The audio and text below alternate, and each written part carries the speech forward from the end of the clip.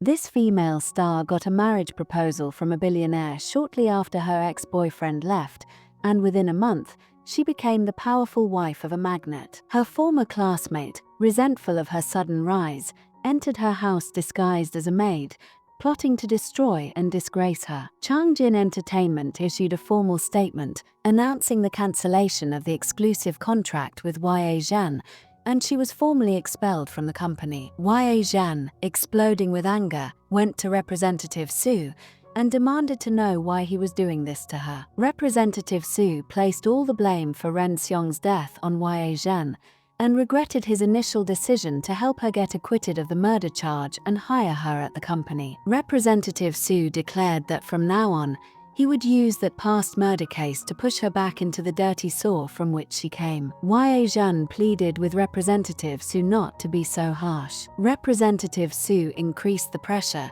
threatening that he would only forgive her if she jumped from a height. Seeing this, YA Zhan didn't remain silent either, and sharply retorted that Ren Xiong's mind was already broken, and Representative Su had deliberately pretended not to see it to exploit Ren Xiong for money. Ren Xiong spent 1 year with her more comfortably than the 10 years he spent with Representative Su. Replying to Representative Su, YA Zhan left in a rage. Just when she was feeling restless, Jun Rui's mother suddenly called asking if she had told Jun Rui about her kneeling apology. Jun Rui's mother revealed that she was sick and urgently needed a kidney transplant, so she needed to contact him quickly. YA Zhan put the phone on speaker, so Jun Rui could hear his mother directly and see the true intention of his mother's pathetic attempt, which was not sincere remorse. Jun Rui finally agreed to donate his kidney to his mother and was also willing to pay all her debts, but on one condition: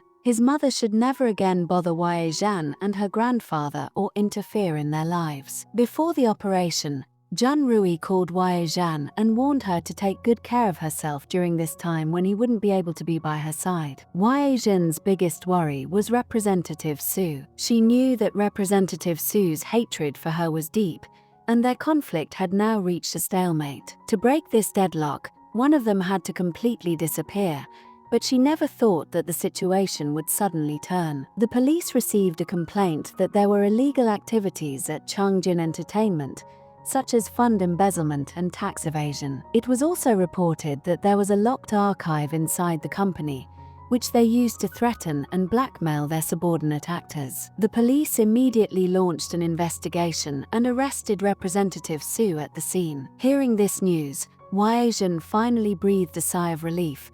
The burden on her mind was gone, and she felt completely relieved. Shortly after, she received a call from DIO Entertainment Company, expressing interest in signing a contract with her. YA Zhan went to the entertainment company for a meeting. The person in charge asked her if she knew the company's representative, Wen Dao He, because Dao He himself had personally requested to sign her, and he had previously helped remove the negative news about her on the internet. YA Zhan went to meet Dao He. She had already guessed that Su's arrest was Dao He's doing, and she asked Dao He directly why he wanted to help her, especially when she was currently the focus of public opinion and had a bad reputation. Dao He said that he had investigated her background and deeply sympathized with her childhood hardships, and he wanted to be her protector. He admitted that the matter with Representative Su was only the first step, and he had more plans for her later, but for now, he couldn't disclose them. At the same time, Jun Rui,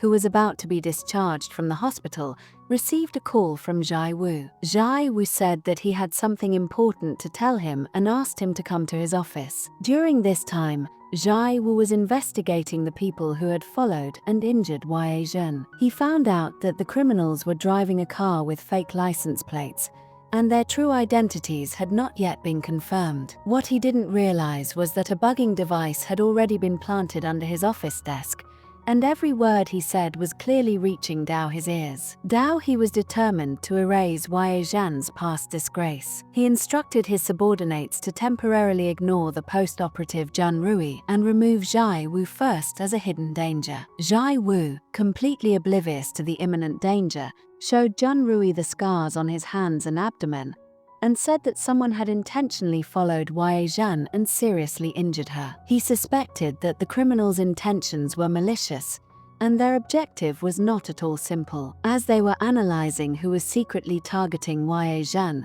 they didn't notice that someone had silently locked the office door from the outside and was secretly releasing gas inside. Zhai Wu was the first to smell the gas, got up to check, and was surprised to find that the door was locked from the outside, and the fire outside the door was continuously spreading inwards. In this emergency, he picked up a nearby chair and tried to smash the glass door. But unfortunately, the gas canister exploded right at that moment, and a huge fire immediately engulfed the entire room. Fortunately, at the moment of the explosion, Zhai Wu and Zhan Rui quickly jumped from the building. Luckily, neither of them was injured. Worried about Ye Zhan's safety, they repeatedly tried to contact her but were unsuccessful. At this time, Ye Zhan had just signed the contract with Dao Entertainment, and Dao he revealed his complete plan to her. He would arrange for Ye Zhan to star in a new film by a famous director, which would help her debut internationally and compete for an award at a major film festival. Ye Zhan accepted the engagement ring given by Dao He and agreed to his marriage proposal. Just then,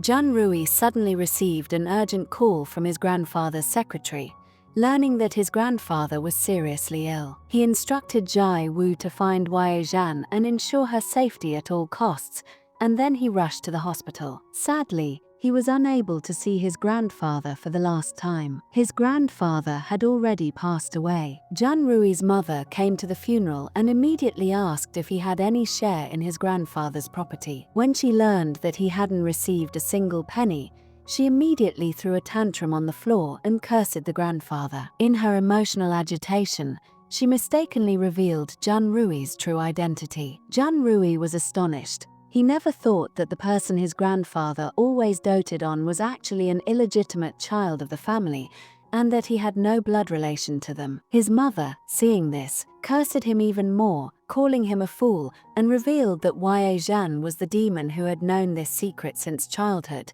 and he was the only one who had been kept in the dark all this time. Zhan Rui then understood that his mother had harassed Ye Zhan and driven her out of the house because she was afraid Ye Zhan would expose this secret. He was filled with remorse, believing that Ye Zhan's suffering was because of him, and at the same time, he also expressed resentment towards Ye Zhan for not telling him the truth. Ye Zhan was unusually calm. She said she did it for his own good. If the secret had been revealed earlier, he wouldn't have been able to maintain his identity and enjoy his grandfather's wealthy life with peace of mind. But Zhan Rui said he was willing to give up everything he currently had if he had known before that he was indirectly the cause of Ye Zhan's tragic fate, and he would have been willing to bear all of Ye Zhan's suffering himself. Ye Zhan did not want to dwell on the past, which was already fixed, and soon married Dao He and moved into Dao his luxurious villa. This marriage between a star and a billionaire instantly stirred up public opinion. Ye Zhan immediately became the object of public envy. During her inspection of the villa,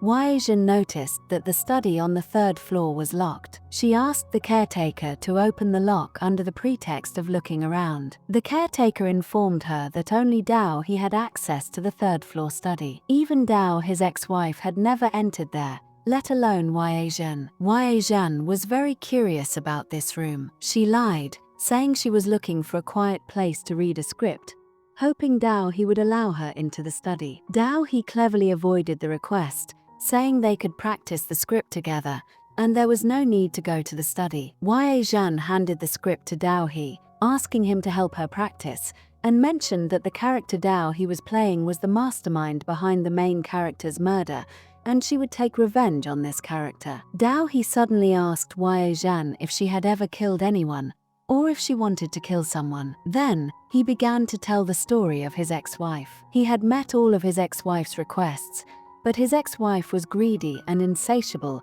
even telling him that she wanted to kill him whenever she saw him. Because of this, he divorced his ex-wife. Later, his ex-wife suffered a complete mental breakdown and is currently undergoing treatment in a psychiatric hospital. The conversation between the two was meaningful, but both pretended not to understand, secretly sparring with each other under the guise of conversation. The next day, Zhai Wu specially attended an event where Wei Zhan was present. Wei Zhan seized the opportunity to call him into her car and asked him to secretly investigate Dao He, especially to find out where Dao his ex-wife was now. Zhai Wu only then learned that Dao He was married. He immediately cursed Dao He as a bad person. He didn't know that their entire conversation was being heard by Dao He in real time. Upon returning home, the caretaker gave Wei Zhan a cup of hot tea, saying it was Dao He's order and that she must drink it. After the caretaker left, Wei Zhan poured the tea down the sink without hesitation. When Dao He returned home, he saw Wei Zhan sleeping on the sofa. He slowly bent down and touched Wei Zhan's cheek, a mysterious smile appearing on his face. Wei Zhan was sunbathing by the swimming pool. Shangji, disguised as a maid, silently came up behind her, holding a knife tightly and aiming it at Wei Zhan. Wei Zhan sensed her presence, suddenly opened her eyes, grabbed the knife, and quickly stood up. Shangji, who had been unemployed for some time, used to come to Wei Zhan's house regularly for food. Even after eating, she would secretly take bags and jewelry from Wei Zhan's closet and sell them secondhand. While carrying a lot of luxury items, she was arrested by the police at the store. Fortunately, Wei Zhan stepped forward and testified, admitting that the items were voluntarily given to Shangji as gifts, and the matter was settled. Later, Shangji returned the items to Wei Zhan. For many years, Shangji constantly recalled the experience of being bullied by Wei Zhan in high school. She firmly believed that her subsequent difficult life had begun from that time. Shangji wanted to apologize to Wei Zhan to quell the anger inside her. However,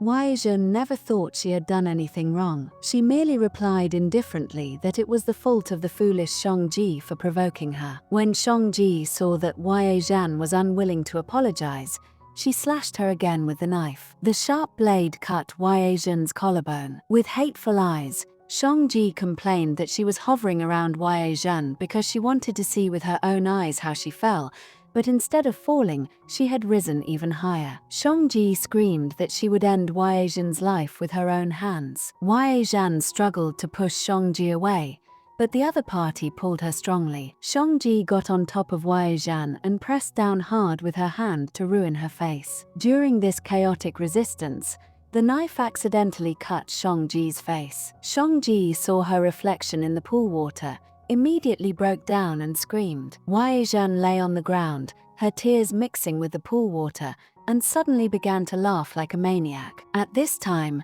Dao He, who had just returned, was watching everything from a distance with a cold gaze. Here, the episode ends. For the next episode, please like, comment on the video, and subscribe to the channel.